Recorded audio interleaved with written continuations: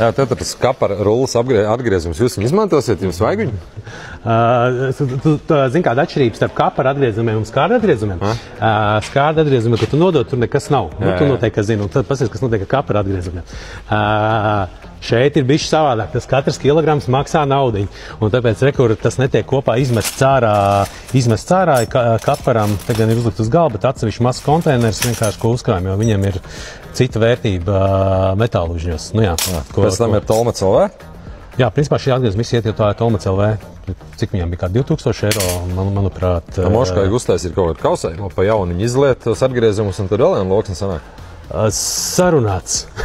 Nē, to nevar izdarīt, protams, to noteikti dara kaut kāda metāla pārstrādātāja, bet doma kā tāda ir, tāpēc viņi atsevišķi alumīnijas kaparu, viņi atsevišķi savāc, jā, kā dārgmateriāls viņš ir, tad viņi attiecīgi pārkausē, un tad atkal viņš nonāk tādā rullī, ko tu redzēji, jā. Un tad atkal viņš pārstrādājās, jā.